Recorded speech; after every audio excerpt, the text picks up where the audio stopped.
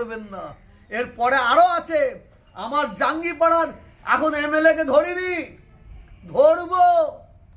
জাঙ্গিপাড়ার MLA কে ধরিনি, ধরবো। আমার এখানে জাঙ্গিপাড়ার এমএলএ কি করছে তার কীর্তিকলাপ বলবো, যাকে এখানে বছর পর বছর দেখা যায়নি। জাঙ্গিপাড়ার এমএলএ সেনাশিস চক্রবর্তী, আমার 15 বছরের এমএলএ, 15 বছরের এমএলএ। বিশ্বাস করুন, যদি ওনার বুর্দ থাকে, হেম্মত থাকে, 15 বছরে 15 লক্ষ টাকা ফুরফুরা শরীফের জন্য খরচা করেছে, প্রমাণ করে দিক। আর এখন এসআর হচ্ছে, ঘন ঘন আসছে, ঘন ঘন আসছে, কারণ ভোট। জাঙ্গিপাড়ার মানুষও ক্ষমা করবে না, এটাও অপেক্ষা করুন, এইটাও অপেক্ষা করুন। জাঙ্গিপাড়ার মানুষ ক্ষমা করবে না। একটা ছেলে বলেছিল, ওনার সত্য কথাটা বলেছিল, তাকে আবার ঠেট দিয়েছে। দেখে নেব, দেখে নে, দেখি কত মায়ের গুর্দ, গিয়ে দেখে নিক। ছেলেটা যা বলেছে 100% ঠিক বলেছে। ওইদিকে আমার জাঙ্গিপাড়া থেকে হিন্দু ভাইরা কত কি বলেছে, সব রেকর্ডিং আছে, দেবো পড়ে। এখন একে নিয়ে এখন ধরিনি, ধরবো। ফুরফুরা শরীফ গেলে ছেলে খেলা করবে, ফুরফুরা শরীফ গেলে লবি করবে, যদি কেউ করে ছাড়বো না। আজকে এই জাঙ্গিপাড়া এলাকায় 13টা না 23টা ঠিক জানা নাই পঞ্চায়েত আছে। প্রত্যেক পঞ্চায়েতে এসআর নিয়ে একটা করে করা হয়েছে, ক্যাম্প করা হয়েছে প্রত্যেক পঞ্চায়েতে। আপনি যান, ফুরফুরা শরীফের 4টে পঞ্চায়েতে এই 4টে করা হয়েছে, কি বলে, ক্যাম্প করা হয়েছে। কেন? লবি তৈরি করে। এর কাজ হচ্ছে, সেনাশিসের কাজ হচ্ছে মুসলিম এলাকায় গিয়ে লবি তৈরি করো, মুসলমানদের মধ্যে লবি তৈরি করে লাগাও। অত সহজ নাই। এখানে একটা দাদা হুজুরের মাজারে সামনে বোম মারামারি হয়েছে। কে বোম মেরেছে? তো ব্যক্তি মারিয়েছে কে? তরোয়াল নিয়ে লোক ছুটছিল, তো ছুটিয়েছে কে? কে ধরে ইন্ধন দিয়েছে? এখানে ক্লাব নিয়ে মানে দুটো মত করা ধান্দা হচ্ছে, ক্লাব নিয়ে। হ্যাঁ, তুমি চাঁদু ক্লাবের কি বোঝো? ক্লাব সম্পর্কে তুমি কি জানো? ক্লাব গেলে দ্বন্দ্ব। এখানে ফুরফুরা শরীফের এখানে আমরা ভাই আমাদের ভুল বুঝাবুঝি আমরা মিটিয়ে নেবো, আমাদের যা ভুল বুঝাতে মিটিয়ে নেবো। আর তুমি একবার করে আসে দুটো করে লবি তৈরি করে দেবে, এটা ফুরফুরা শরীফের মানুষ মেনে নেবে না, জাঙ্গিপাড়ার মানুষ মেনে নেবে না। জাঙ্গিপাড়ার মানুষ হাসছে। আমি আপনাদের অনেক কিছু দেবো জাঙ্গিপাড়ার খবর। আমরা ওই এমএলএ কে চাই না, যে এমএলএ পাউডার মেখে, সোনো মেখে ঘুরে বেড়াবে, আর পাবলিকের কাছে যখন যাবে ওই কাঁচ তুলে দিয়ে যাবে, কথা বলবে না, আবার হুমকি দেবে, দেখে নেব।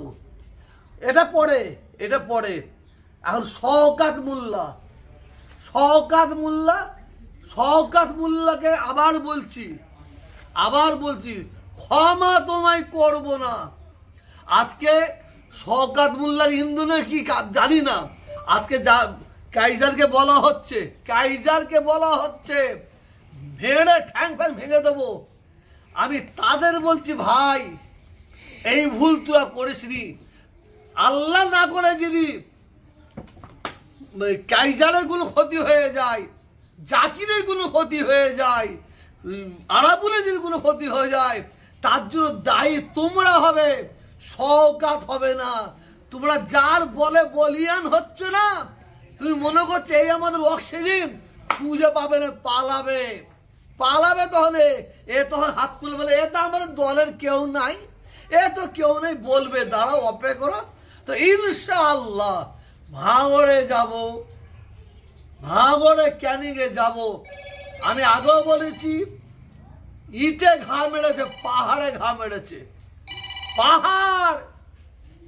শওকাতকে বলছি, শওকাত পাহাড়। আমি এখনো ছাড়বো না, ওকে কলমায় রোদ্দে কবুল পড়তে হবে, ওর বউকে দিয়ে নতুন করে বিয়ে পড়াতে হবে, আর ওকে ওপেন দিনের বেলায় দাদা হুজুরের মাজারে, ছোট হুজুরের মাজারে এসে মাপ চাইতে হবে, তারপরে ওর বিষয় ভাববো। দর্শক শুনলেন একটা লম্বা বক্তব্য তহা সিদ্দিকী ফুরফুরা শরীফের। একটা অন্য সুর শুনছি। টিএমসির লোকজনদের বিরুদ্ধে এইভাবে কথা বলছেন দুই সিটিং এমএলএ। একজন হচ্ছেন স্নেহাশিস চক্রবর্তী, যিনি আবার পরিবহন মন্ত্রী রয়েছেন, তার সম্পর্কে, এবং মানে উনি হচ্ছেন ওই ফুরফুরা শরীফ যেখানে ওই এলাকার জাঙ্গিপাড়া, তার সম্পর্কে বলছেন। এবং শওকত মোল্লা, তিনিও একজন সিটিং এমএলএ এবং তৃণমূল কংগ্রেসের একজন খুবই প্রভাবশালী নেতা, আবার বম বানতেও পারেন, সেটা ওনাদের নেত্রী বলেছেন। তো এই দুই এমএলএর বিরুদ্ধে এইভাবে প্রকাশ্যে হাত পা ছুঁড়ে কথা বলছেন তহা সিদ্দিকী, যে তহা সিদ্দিকীকে টিএমসি ঘনিষ্ঠ বলেই মার্কেটে প্রচার রয়েছে। টিএমসির নেতা নেত্রীদের সঙ্গে ওনাকে অনেকবারই দেখা গেছে এবং ভোট এলে ওনাকে আরও বেশি করে দেখা যায়। তো সেই তহা সিদ্দিকী এখন তৃণমূল কংগ্রেসের দুই সিটিং এমএলএ এবং গুরুত্বপূর্ণ নেতা মন্ত্রী, তাদের বিরুদ্ধে কথা বলছেন ডিরেক্টলি। এই এমএলএ চায় না। আর শওকত মোল্লার কথা যেটা বললেন, ওনাকে নাকি আবার ওনার বউয়ের সঙ্গে নতুন করে বিয়ে দেবেন, মানে সব বাইরে চলে গেছেন আর কি, মানে নিয়মের সব বাইরে চলে গেছেন, ফলে ওনাকে আরও কলমা পড়াতে হবে, বিয়ে দিতে হবে, এই সবও বললেন। তো যাই হোক, যা বলছেন তহা সিদ্দিকী একেবারে ওপেনলি বলছেন, ডিরেক্টলি বলছেন। তবে একটা কথা উনি যেটা বলেছেন, যেটা আমরাও কোথাও মানি, যেটা আমরা বলে থাকি অনেক সময়ে, যে দেখবেন এই সরকারের আমলে যেটা হচ্ছে, মারছে মুসলমান মরছে মুসলমান, আর 14 তলাতে পা দোলাচ্ছেন ঠান্ডা ঘরে উনি। মারছে মুসলমান মরছে মুসলমান নিচু তলাতে, আর ওপর তলার লোকেরা এই শাসকের তারা বেশ মৌজ মস্তি করছেন, পকেট মোটা করছেন, বেশ আনন্দে রয়েছেন, গুছিয়ে নিচ্ছেন।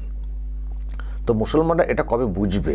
এই প্রশ্ন দর্শক আমি এর আগে অনেকবার তুলেছি, যে মুসলমানদেরকে লেলিয়ে দিয়ে কিভাবে এই দলটা বারবার ক্ষমতায় ফিরে আসছে সেটা বুঝবে কবে? ব্রিগেডে কোনো একটা সভা হোক, কে সেটা ভরাবে? মুসলমান। এদের তো কোনো কাজকাম ওই রকম, এদেরকে একটা বললে হাঁক দিলে চলে আসবে, সামান্য কিছু ভাত, ডিম ভাত এইসব বললেই চলে আসবে। ফকিরের জাত তো না, ফকিরের জাত তো, আর্থিকভাবে পঙ্গু, শিক্ষা নেই, ভয় দেখানো যায় সহজে, ফলে এদেরকে কাজে লাগানো হবে। আবার এদেরকেই লেলিয়ে দেওয়া হবে যারা বশীভূত হবে না, যারা তৃণমূল কংগ্রেসের পক্ষে আসবে না, তাদের বিরুদ্ধে এদেরকেই লেলিয়ে দেওয়া হবে। সে ওই পক্ষ মুসলমান হোক বা যাই হোক, এদেরকে লেলিয়ে দাও, দিয়ে মারামারি করো, মারামারি করে কন্ট্রোলে আনো, নাহলে মেরে কাত করে দাও, পাট করে দাও।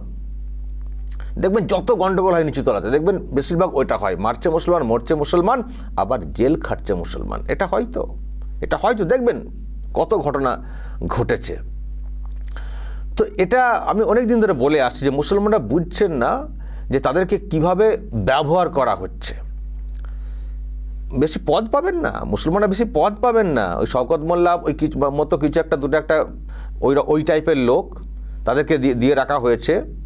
কিন্তু যে সংখ্যক ভোট তৃণমূল কংগ্রেসে আসে এই সেকশন থেকে, সেই অনুযায়ী কোনো পদ নেই, আর সেই অনুযায়ী কোনো উন্নয়নও নেই। এই তো উনি নিজে বলছেন 15 বছরের 15 লক্ষ টাকা ফুরফুরা শরীফে দেননি স্নেহাশিস চক্রবর্তী।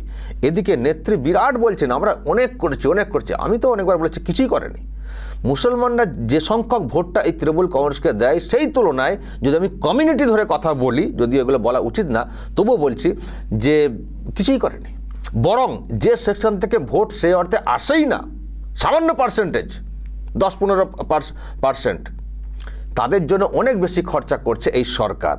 সে আপনি দীঘাতে জগন্নাথ মন্দির বলুন, আবার তার গজা পেড়া খাওয়ানোর জন্য ফান্ড অ্যালার্ট বলুন, আবার দুর্গা অঙ্গন করছেন 12 একর জমি নিউ টাউনের মতো জায়গায়, ভ্যালুয়েবল জায়গা, সেখানে আবার শিলিগুড়িতে মহাকাল মন্দির করবেন, সেটা আবার দুদিন আগে বলে এসছেন, ট্রাস্ট গঠন করে হবে, জমি দেওয়া হয়েছে, আরও সব কত কী করবেন। তাছাড়া আরও নানান মন্দির সংস্কার করার নাম করে কত টাকা অ্যালার্ট করা হয়েছে, সেই তুলনায় ফুরফুরা শরীফে কোথায় দেওয়া হয়েছে? আর ফুরফুরা শরীফের বাইরে আর কি? ওখানে দুটো লাইট তো সব জায়গাতেই চলে, ওটা তো কোনো বিরাট উন্নয়নের কাজ না। কি করেছে? তো আজকে তহা সিদ্দিকী সেটা বলছেন, কিছুই করেনি, শুধু লুট করেছে, ভোট লুট করেছে এই সেকশনটার। নানানভাবে বুঝিয়ে ভয় দেখিয়ে কিছুই করেনি সেকশনটার। আর এদেরকে শুধু ওই বোম বাঁধার কাজে, মারামারি কাজে, ভোটের দিনে ভোট লুট করার কাজে শুধু কাজে লাগায়। বুথ জ্যাম করবে কে, মারামারি করবে কে, ভয় দেখাবে কে, লাঠি নিয়ে ছুটবে কে, গুলি চালাবে কে, এই সেকশন মুসলমান এদের ভোট নেবে আর এদেরকে দিয়ে বাকি ভোটটাকেও আদায় করবে।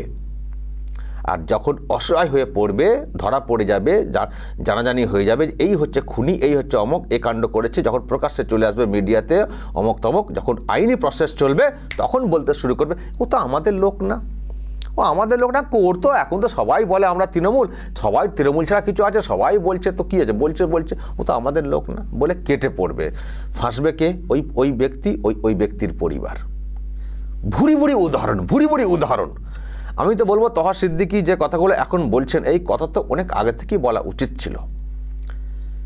মানুষকে বোঝানো উচিত ছিল যে কিভাবে ইউজ করছে এই দলটা যা খুশি, শুধুমাত্র বিজেপির ভয়টা দেখিয়ে। আর ওদেরও সৌভাগ্য, একটা দল, বিরোধী দল পেয়েছে বিজেপি, যে বিজেপির সম্পর্কে রাম মন্দির থেকে শুরু করে বেশ কিছু সুরসুরি দেওয়া সেন্টিমেন্ট, গুজরাট অমুক তমক বলে সহজে ভয় ধরানো যায়। এটা একটা বড় পাওনা তৃণমূল কংগ্রেসের কাছে। বলা যায় তৃণমূল কংগ্রেসের একটা সৌভাগ্য যে বিজেপি দল এখানে বিরোধী দল। যদি অন্য দল হতো একদিন চৌপাট হয়ে যেত, এটা আমি বলতে পারি নিশ্চিত করে।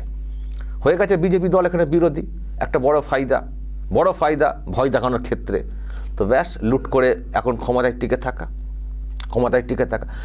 তো যাই হোক, এরা তো এটা যে করছে ক্ষমতায় টিকে থাকার জন্য, এবং এই যে কমিউনিটি তার লোকজনদেরকে যে এইভাবে মানে ধ্বংসের পথে ঠেলে দিচ্ছে, এটা বোঝা উচিত যে বিজেপির ভয়টা তো দেখাচ্ছে, কিন্তু বিজেপির ভয়টা দেখিয়ে আমাদের কি সর্বনাশটা করছে সেটা এই কমিউনিটির বোঝা উচিত।